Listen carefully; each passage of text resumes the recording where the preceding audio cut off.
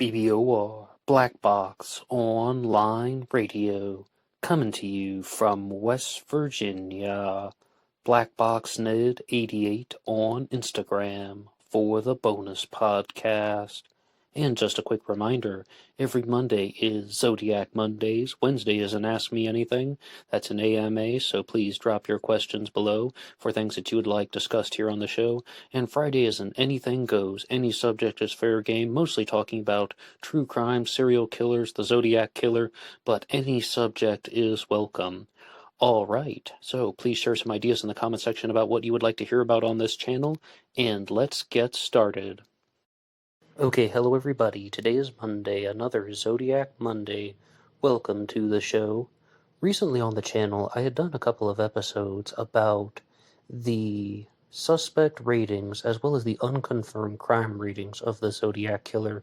That last one I just mentioned was called How Many People Did the Zodiac Killer Murder?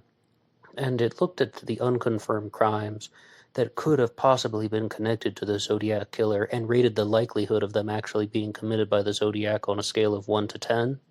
And before that, there were two episodes called Suspect Ratings that looked at each suspect and the likelihood of that suspect actually being the Zodiac, also rated on a scale of 1 to 10. If you haven't heard those yet, I would invite you to have a listen. They're here on YouTube. And now the show has been made available for free on LaunchPad DM. There are even a couple bonus episodes and the first cuts, first drafts of some episodes available on LaunchPad DM. You can download the audio of that as a pure podcast. There's a link to that in the description box. And if you'd like to download the video, you can always use YouTube Premium. In addition to that, there is also a bunch of stuff that you can find in the description box talking all about Instagram as well as Facebook and then the Teespring pages. But to get to today's episode, I thought that we could look at the biggest piece of evidence in favor of a suspect's likelihood of some type of involvement with the case, and then the biggest piece of evidence against. And it's going to go pretty quickly. I wanted to do this because there has been a new suspect that has been brought forward by Michael Morford of ZodiacKillerSite.com, and he looked at this guy named Suspect McDuff. We're just going to call him that. I know people have been sharing his name all around the internet and even in the comment section here on Black Box Online Radio. You guys are always welcome to comment, and I don't even think it's a heavily guarded secret anymore, but I'm just going to keep referring to him as Suspect McDuff because that was the original plan. And I talked about how I really saw one piece of evidence in favor of his guilt in the case, and then another piece of evidence that was against. So I thought, why don't we do that with a lot of the major suspects and then see how we respond to them. And if you think of something that you would want to include in a discussion about a Zodiac Killer suspect, please put that in the comments section below. Share anything you would like. Or if there's a suspect that you will not be able to hear in this episode, maybe you can do some requests. And if there are enough requests, then maybe there can be a part 2. But let's begin with Suspect McDuff, because he has been in the news recently. I think the biggest piece of evidence in favor of him is the timeline that has been put forward by Mike Morford when he talked about how the Zodiac stopped activity for 1972 and 1973. This is often referred to as the 2-year halt in Zodiac activity. Some people describe it as 71 to 73 or 71 to 74. It really seems like the Zodiac doesn't resurface again until 1974. And Mike Morford's explanation for this was his suspect, McDuff, was starting a new job with the Department of Corrections, and he either sorted his life out, or he was under more surveillance, or people were looking into his activities, and in short, he didn't want to jeopardize his current situation by exposing himself through Zodiac communications. But then, in 1974, he got married, and in the months leading up to his marriage, there was the Exorcist letter, which talks all about plunging into the suicide's grave, tit willow, tit willow, tit willow. So some people think that that is an end to the Zodiac Killer mystery. I think that this is convincing, and I am going to show photo of McDuff, even though we won't be saying his name. As I said, people are sharing these online. I think that this is convincing because it answers all the questions about the time frame, why the crimes were committed at these times, why the letters stopped at these times, and to be very direct, it's because the guy sorted his life out because he would have been 23 at the time of the first murder in 1968. He is some type of rejected, frustrated, antisocial individual. Allegedly, McDuff has never been completely convicted of this, even in the court of public opinion. But he allegedly was a rejected antisocial individual who used the Zodiac killer persona as a way to unleash his frustrations on society for perhaps being sexually rejected by women, not being able to have a heterosexual relationship, as well as someone who probably did not have a super optimistic future, because he didn't start his major career-oriented job until 1971, when he was working for what Morph described as the state, and by the state he meant that he had some role with the Department of Corrections, where he spent the majority of his career, and then married in 1974. Once the pieces of his life came together, then he didn't need to connect to the Zodiac killer persona more. So I think the biggest thing that goes against McDuff as a Zodiac killer suspect is he has certain facial characteristics that the witnesses perhaps did not report too much. If you look at the composite after the Stein shooting, I think the composite has a much more narrow nose, and McDuff had very large ears. If he were the Zodiac killer, and it is possible, he would have had to have glued his ears onto the side of his head. I think that would have come up much more frequently in the descriptions, and he is almost just about borderline when it comes to the height. So I just wanted to share that one. Now let's move on to a different suspect. As I said, you can add in any commentary you want in the comments section down below. Let's talk about perhaps the most famous Zodiac killer suspect, Arthur Lee Allen. I think the biggest piece of evidence in favor of Allen is to view him as an active participant, because we actually have to do this one a little out of order in the discussion, because you have to say the biggest piece of evidence against Allen, and that is that he was exonerated because of DNA. But you're talking about DNA and writer's palm, all of those things. That's like the side palm print that's pressed against the letter when he would have been writing it. All that stuff didn't match Arthur Lee Allen. And contrary to the David Fincher film from 2007, various sources report that Arthur Lee Allen did give handwriting samples with both his left hand and his right hand. It does seem like that line that was in the movie, if you ever get a chance to watch that one with John Carroll Lynch, talking about how he is a left-handed person, but they tried to make him write with his right hand when he was growing up, so he isn't completely ambidextrous, but he learned how to write with his right hand. But he provided handwriting samples to the authorities with both hands, and all the stuff has come back against Arthur Lee Allen.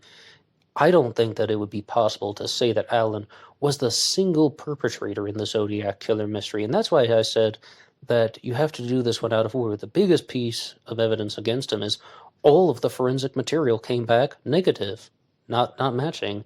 It is quite possible that we do not have the DNA of the Zodiac killer because it's most likely touched DNA from outside the envelope, like on the stamp.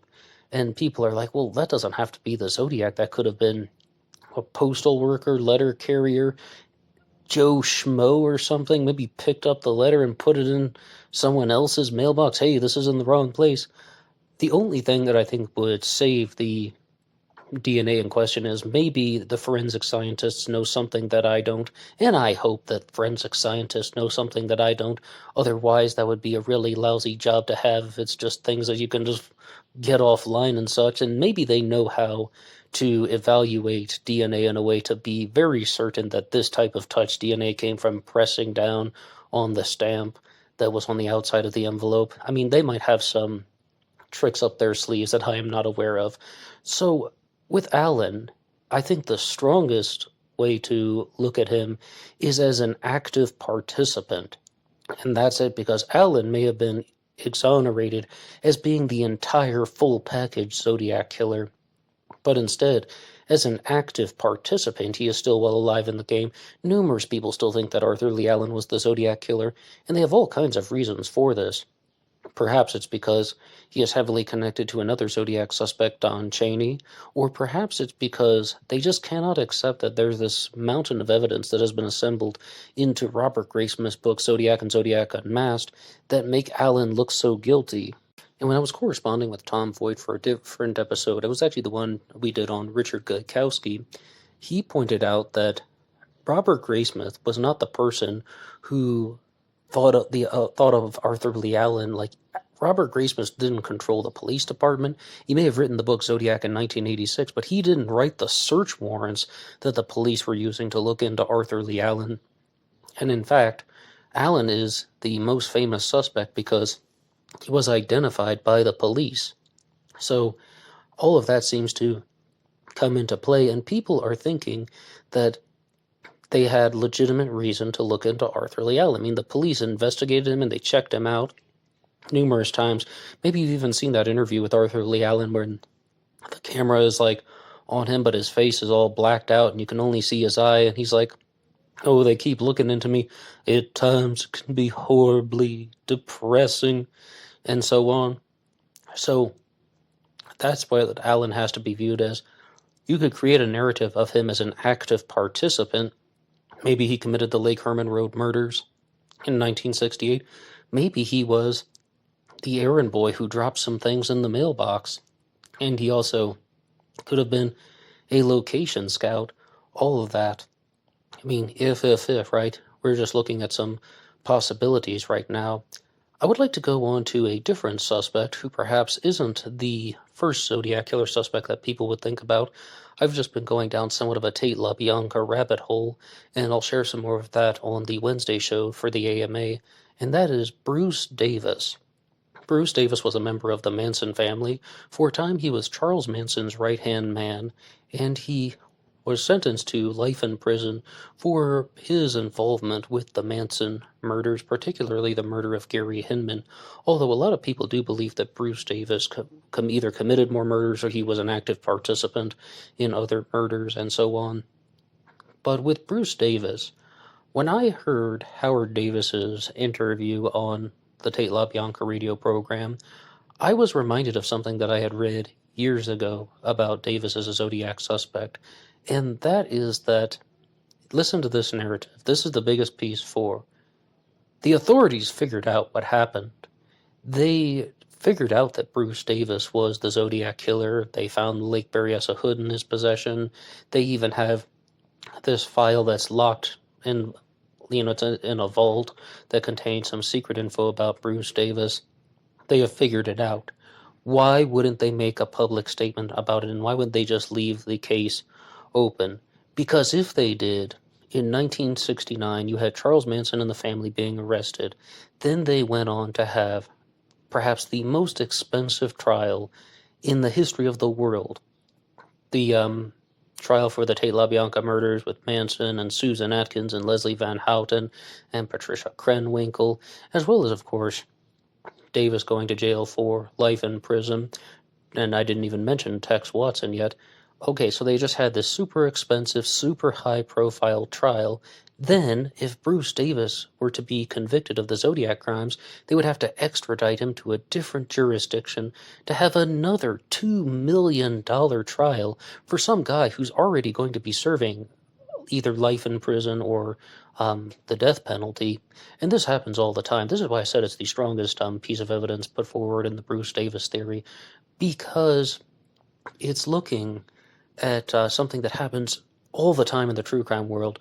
I was just listening to an episode of the I Survived podcast, and they said that exact same thing. Like, a man attacked a woman, and then forensic science was able to determine the identity of the man years later, and the authorities simply told the woman, "All right, we know the man who attacked you, but he's already serving a life sentence in another state for murder. We're not going to extradite him into this state for someone who's already serving a life sentence for murder. This is going to be the closure that you're going to get." These things happen all the time.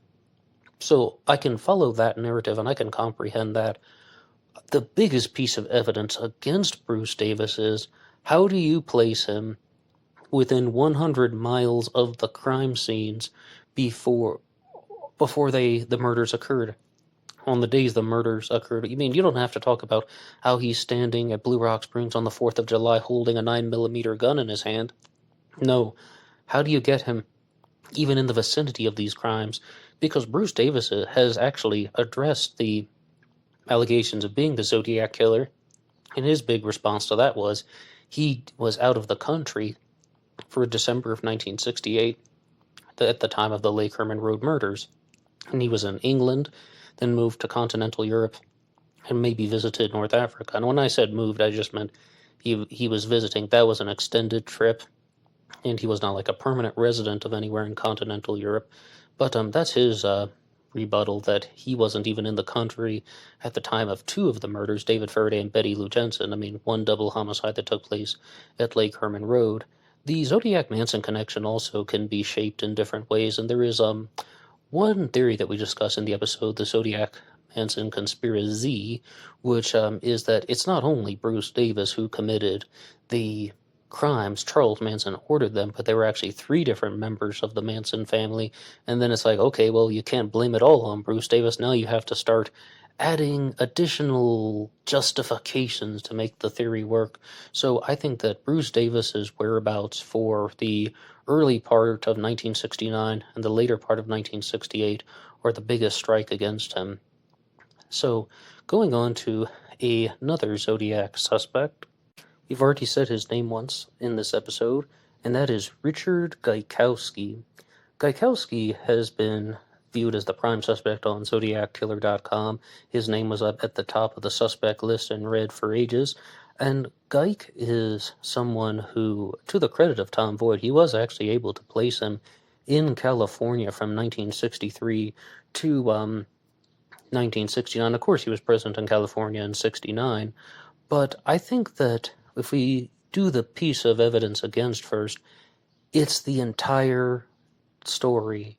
It's that Richard Gaikowski isn't just the Zodiac killer. The Zodiac operated from 1968 to 1969, the Lake Herman Road murders to the murder of Paul Stein on October 11th of 69. It's the giant narrative that Richard Gaikowski is a master criminal, and he's just committing murders, perhaps as early as the 1962 murder of Ray Davis. But he was definitely in California in 1963 at the time of the Domingos Edwards murders near Gaviota. So you have just this Richard Gaikowski master criminal angle where Gaik is just a homicidal maniac going around California and nobody even bats an eyelash. No one has any idea what's going on, partnered with the fact that he was a paranoid schizophrenic and heavy drug user, someone who wouldn't have been in complete control of his mental faculties. Oh, sure, you would be like, all right, well, maybe he was just really smart, or maybe there are other serial killers who commit crimes and get away with that and people don't figure out who it is.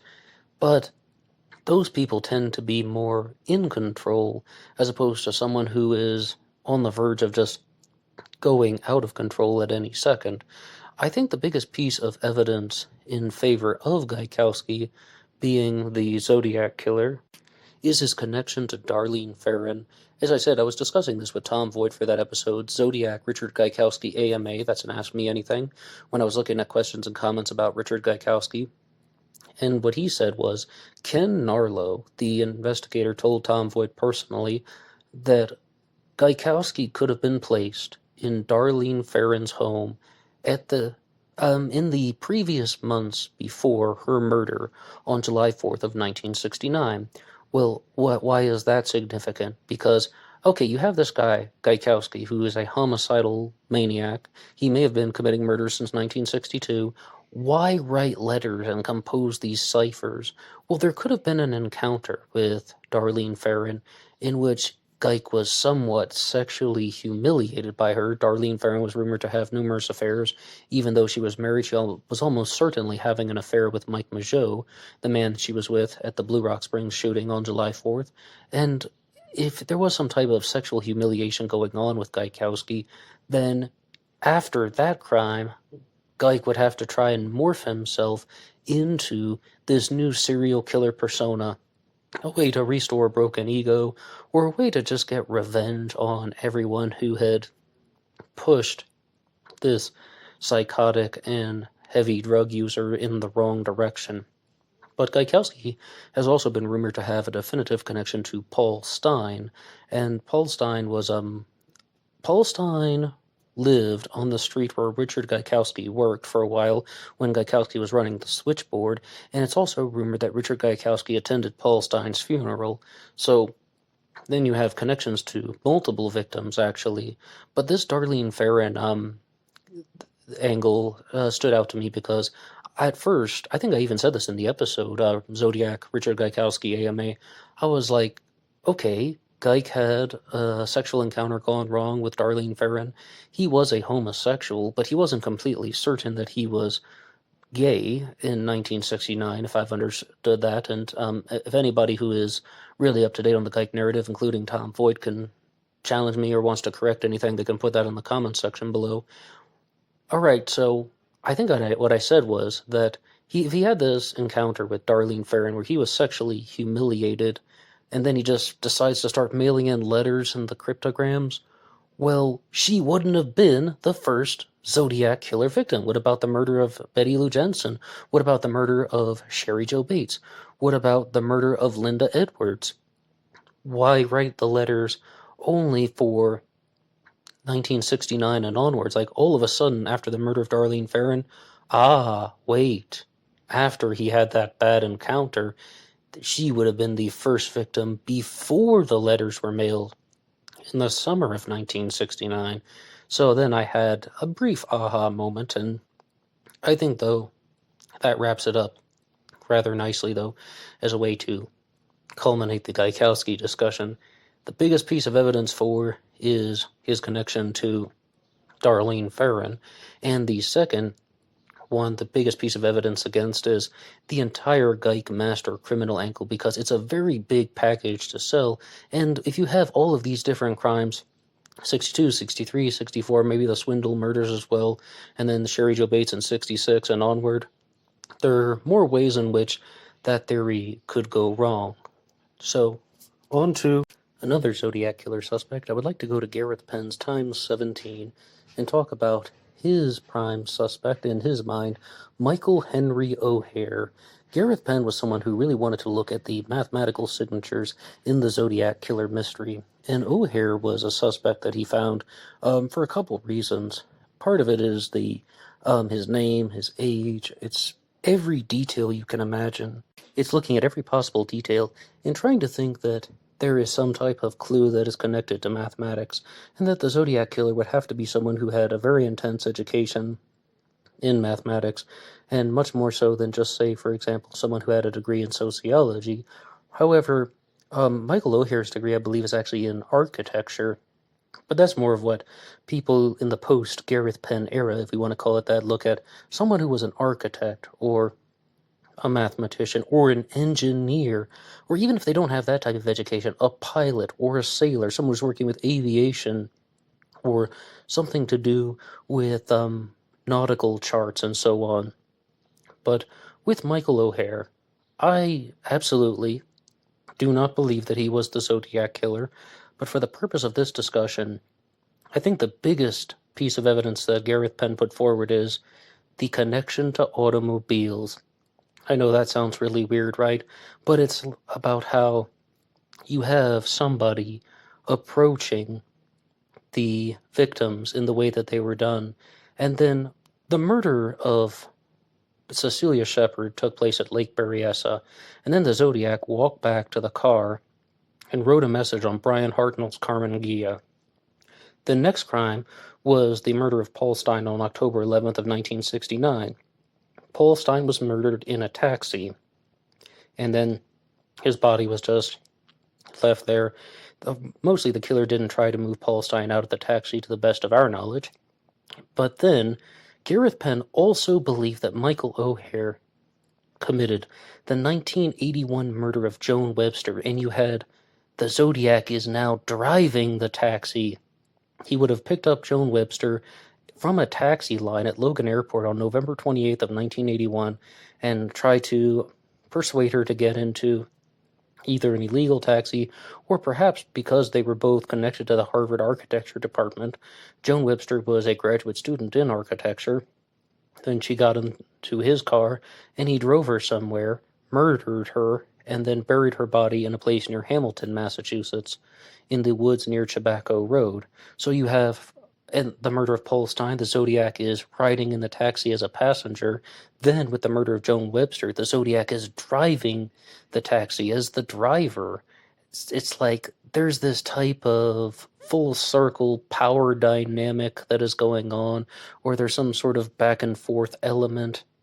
And then Joan Webster's body is buried in the ground, and Gareth Penn has his own reasons for that, saying that he thought that Joan Webster was meant to be hidden, that her body was supposed to be hidden in the ground. The Zodiac wanted to leave the bodies of the victims in place, whether it's Sherry Jo Bates, Betty Lou Jensen, and David Faraday, all the way to the murder of Paul Stine. That was intentional. Then with the murder of Joan Webster, the Zodiac wanted to hide one of the victims. It's another element of the mystery. The biggest piece of evidence is against Michael O'Hare being the Zodiac killer. By O'Hare's own admission, which you can read for yourself online, he says he wasn't even in the state of California at the time of the Zodiac crimes. And he is one of the few people who actually wrote a rebuttal saying, no, I'm not the Zodiac killer and I'm not the murderer of Joan Webster. And I read off a challenge piece that someone had written to Gareth Penn, saying as well that for 30 years, Gareth Penn has talked about his Zodiac suspect, Michael Henry O'Hare. That's Michael H2H, Michael H2O. There's your bodies of water connection, right? I kid thee not. But he cannot even place his suspect in the state of California. And it's not, one more time, it doesn't mean that is he standing at Lake Berryessa on September 27th? Was he even in the state of California? O'Hare says no, and it doesn't appear that there is anything that Gareth Penn has found to completely challenge him on that. But I would like to then go on to the next one, and that is the theory of Ray Grant. Ray Grant looked at a larger, I guess you could call it, conspiracy behind the Zodiac Killer murders, or let's just say an element of the group murder theory, in that Michael O'Hare was the trigger man for the Zodiac crimes, but he was also aided and abetted by 3 accomplices: Gareth Penn, Hugh Penn, Gareth's father, and Michael O'Hare's mother, Berta Margulies. I was thinking about doing this on the AMA because somebody had written a post on Tapatalk, or it might be pronounced Tapatalk. I'm not sure even to this day, every single time. And it was called, Why Has Ray Grant's Theory on the Zodiac Been Dismissed? I do have an episode about Ray Grant's theory, but because they phrased this as a question, I thought it could fit in nicely to the AMA. However, I think now is a good time to do this. And this is written by Jose from 2019. Don't know if this has been covered before. I couldn't find much in a search. I recently was reading from Ray Grant's book after listening to his interview on the House of Mystery radio show a while back, and his theory of the Zodiac crimes seems interesting and worthy of more investigation. Yet when I Google it, I only find archives of threads which have been people who have been mocking Grant or disregarding his work as almost the work of a madman, and I haven't seen any kind of intellectual dismissal of the ideas. And I thought that was a really good question, even if you were just to do some type of thought experiment, if you would like to use that terminology, and what would be the merits of Ray Grant's theory that you could discuss? And the reason why I didn't read this one off sooner is because Ray Grant himself had responded to this post here. And, I mean, I think that this is the biggest piece of info, the biggest piece of evidence in favor of Ray Grant's theory involving Gareth Penn, Hugh Penn, Berta Margulies, and Michael O'Hare. So, this is that my general theory is that the Zodiac murders are an extremely sinister example of conceptual art, a project which was thought up back in the early to mid-1960s by 4 conspirators, Berta Margulies, Michael O'Hare, Gareth Penn, and Hugh Penn, and then sent into motion in Riverside, California in 1966. The Zodiac Project consisted of murders and other assaults and demonstrations involving actual victims and advertisements such as the Zodiac letters and the call to the Oakland PD that resulted in the Channel 7 show with Melvin Belli. The project was intended to come to an end on Friday, August 11th, 1989, but it never came to that. So thank you to Ray Grant for responding to that publicly. And as I said, I didn't mention that in an AMA because, well, you have the author giving his own response, and I certainly couldn't do better than that.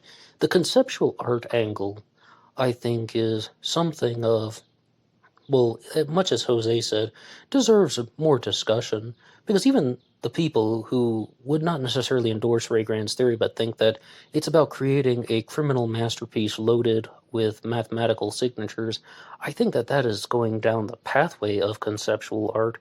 But let's just keep going with Ray Grant's post, because he'll explain a little more. The main reason people who are interested in the Zodiac case find that the theory is nonsensical is because they are unfamiliar with conceptual art. The most recent example of such a project was that scale was the Gates in Central Park. That project began in 1979 and wasn't realized until 2005, which means it actually had a longer time span than the Zodiac project, 26 years instead of 23. And I think that you can see what he's talking about, that this is something that does happen. People do create criminal forms of conceptual art, and I think that that is the biggest angle. I said, though, this in my episode, Zodiac Killer Ray Grant Theory, which I invite you to listen to. My biggest piece of evidence against this is Ray Grant, by his own admission, cannot explain how these four individuals met up, how these four individuals planned this together, how these four individuals corresponded, and how they interacted. He cannot explain how there is any type of relationship among these four people. Oh yes, conceptual art, I can follow you there, but these four specific people, how do we know that they had some type of alliance or understanding, or they had some type of genuine communication? I mean, there are numerous pieces of evidence about Gareth Penn trying to contact Michael O'Hare and interacting with Michael O'Hare, but even in the book Time 17, Gareth Penn talks about how his phone would ring once at odd times throughout the day, and he was convinced that Michael O'Hare was sending him clues in these one-ring phone calls. I don't buy into that, though, Gareth Penn's theory, that is. I also do not think that Michael O'Hare was, that he was the Zodiac Killer. Also, on to the next suspect. I would like to talk about Donald Lee Cheney, someone whom we have mentioned previously in this episode as well. Don Cheney is a suspect who is heavily connected to the prime suspect, Arthur Lee Allen. I think the biggest piece of evidence in favor of Don Cheney is the psychological profile. He matches the psychological profile almost perfectly, and that is because Don Cheney is the kind of person who would have been the gifted underachiever, someone with a mechanical engineering degree, someone with a high IQ, someone who was educated but also very crude, someone who was an engineer but also couldn't hold down stable employment, and also the family man, someone who was married and had children and had to commit crimes on nights, evenings, weekends, and holidays, because those are the only times that he could get away from his wife and kids, as well as committing the Lake Herman Road murders in 1968, moving out of the Bay Area during that 7-month gap from December 20th of 1968 to the next murder, July 4th of 1969, and then throughout the summer and fall of 1969, using the excuse of going back to the Bay Area for hunting trips and fishing trips or something to that effect. Don Cheney was an avid big game hunter, and that was discussed recently on an episode of the Zodcast hosted by Drew Beeson. If you don't listen to that show yet, I highly recommend it. So, I mean, all of those things fall in place with Don Cheney. He has that mold of someone who would be the serial killer who is hiding in plain sight. Now, the biggest piece of evidence against Don Cheney is something that people have talked about frequently in the comments section. They say that they don't think that he is a serial killer hiding in plain sight. They think he's just someone who was jerking the police around. He wanted to be interviewed. He wanted to be mentioned in Robert Graysmith's book. He made up a bunch of stories because just for that reason, so that he would be interviewed. And some people actually even say that Cheney and Allen, just you guys in the comment section, that is, Cheney and Allen were both doing the same thing. Even though Allen was a suspect, he was also just jerking the police around. The kind of guy that wants to get interviewed while wearing a Zodiac watch for being the Zodiac killer. He is trolling the police. They also just wanted the focus on them. Robert Graysmith even talked about this in his book Zodiac Unmasked to a certain extent when he said that Allen liked being the prime suspect, and perhaps Allen knew that he would not be completely convicted of the murders. So then why not wear his Zodiac watch to be interviewed by the police? Because he probably knew that he wasn't the sole perpetrator of the Zodiac killer. When it comes to challenging the Don Cheney narrative, there is, of course, also the rebuttal that had been written by Tom Voigt that said Don Cheney couldn't be the Zodiac killer because he had a big nose. And, I mean, if we're going to talk about McDuff and the ears, I just wanted to include that one there. But with Cheney, I would actually like to provide an additional piece of challenge, and that would just be if Cheney did move out of the area, then he is also someone who is getting farther and farther away from the crime scenes. I do have to confess, though, Don Cheney has some very similar handwriting to the Zodiac killer, and he also has a definitive connection to this story. I think this is how Don went on to become a suspect. He wasn't someone who is just somebody's dad or somebody's uncle that gets pulled into the mix, or like someone looks up a name from Deer Lodge Prison in Montana. He was someone who was present the whole time. He's in California. He knows Arthur Lee Allen. And he also even went to college with Paul Avery at Bakersfield Junior College when Paul Avery was the director of student assemblies, was it? When they put on the production of The Mikado, which is, and the Zodiac Killer letters are filled with references to the Mikado, so there's a very big case that can be made for Don Cheney. Now, I mentioned Deer Lodge Prison, so I would like to go to a suspect that I've talked about recently on the channel, and his name is Frank Dryman Valentine. His name is Frank Dryman. Frank Valentine was an alias, and the other one that he used was Vic Houston, aka Victor Houston. Now, when you look at Frank Dryman, I just want to share this. If you look at a photo of him next to the composite, you're going to see a lot of similarities. Very, very similar. But this was a photo of Frank Dryman Valentine when he was in his early 20s. And the photo of him when he's actually at the age when the Zodiac Killer crimes took place, he looks quite different.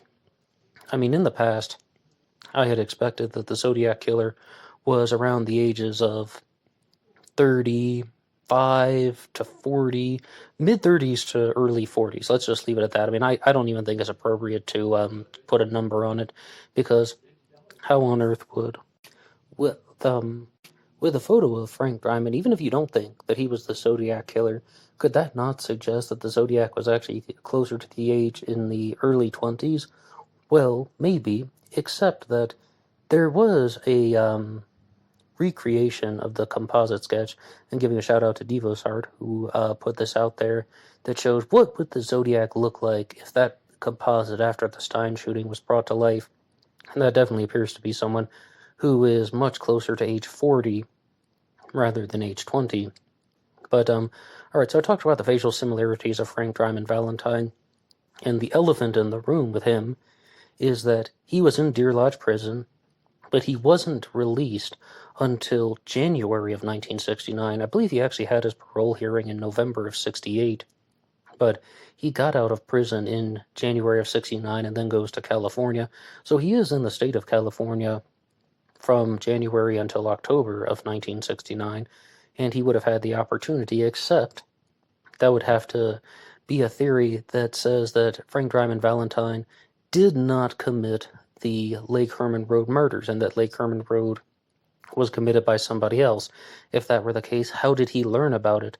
all of those details in that famous letter. I will state some facts that only I and the police know. I mean, this is not some type of guy who worked in law enforcement. He was serving 13 years of a life sentence in Deer Lodge Prison for the murder of Clarence Pellet, which occurred in 1951.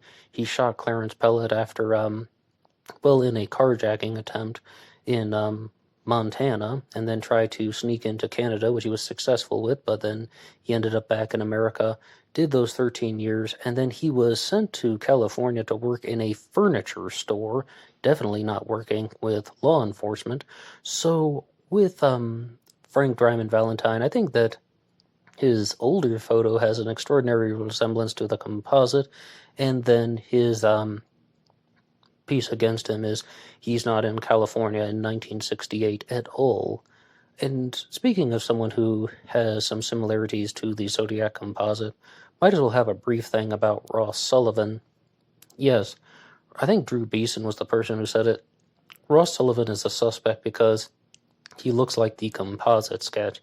That really is his big piece of evidence. The only other one is Ross Sullivan has a definitive connection to Sherry Jo Bates and the RCC library.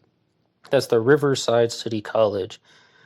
Sherry Jo Bates is an unconfirmed Zodiac victim. We aren't 100% sure if she was actually murdered by the Zodiac killer, but she was stabbed on October 30th of 1966, and Ross Sullivan was someone who was in the area. He worked in the RCC. He had a definitive connection to that location.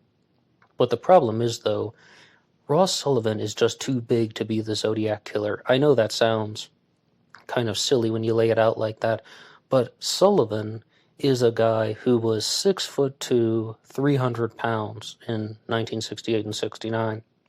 And we know this because of the article that had been written when he was arrested for indecent exposure and disorderly conduct, or variants of that, when he was running around naked and trapped a man in a phone booth.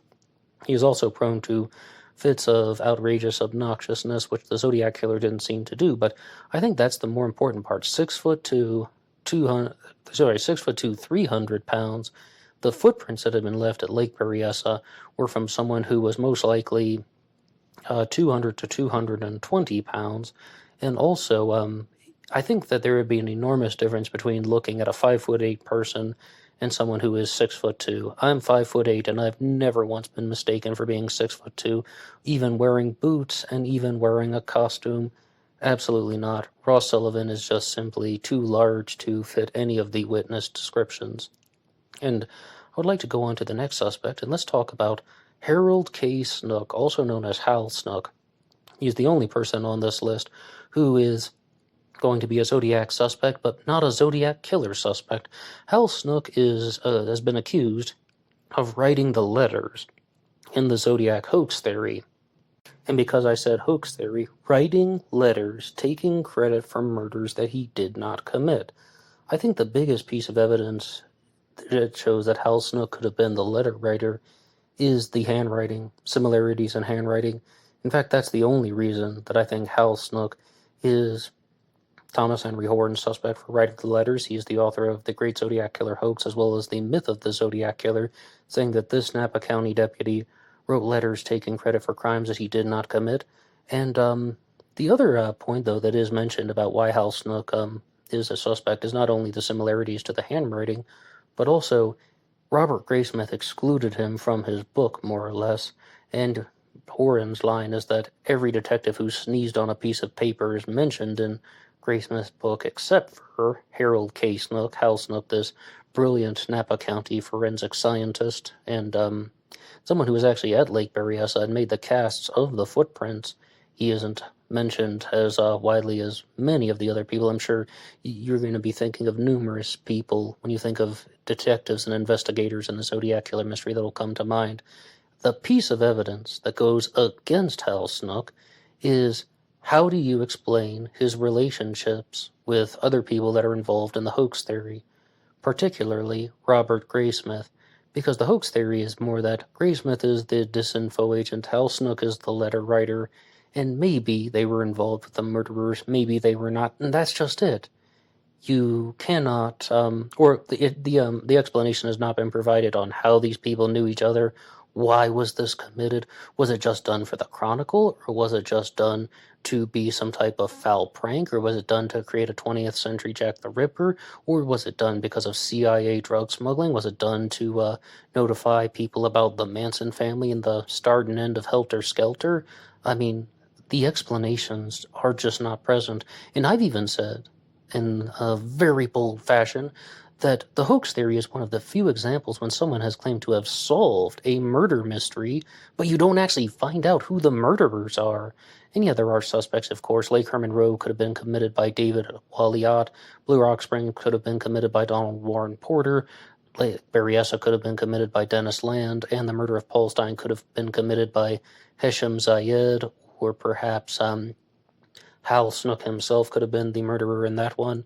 Somebody even once wrote into the comment section, not Thomas Henry Horn, but just somebody who proposed a theory that Robert Graysmith could have committed one of the crimes if he is viewed as an active participant in the hoax theory as the disinfo agent.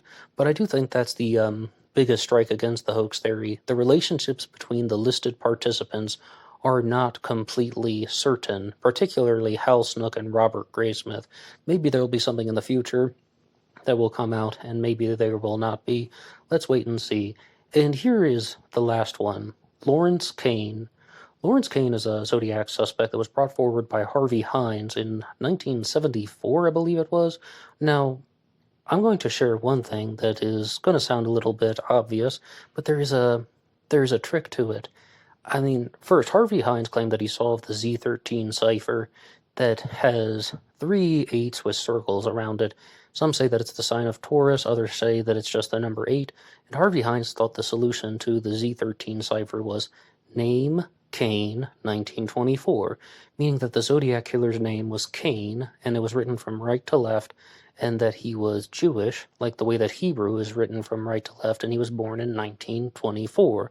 Lawrence Kane is and was, I should say was Jewish. He passed away in 2010, and he was born in 1924. The biggest piece for Lawrence Kane is that Kane was not his real name. He was born Lawrence Klein in 24. In the early 1940s, he changed his name to Lawrence K-A-Y-E. He had his name legally changed as a way to help better find employment. And then he used aliases throughout the majority of his adult life.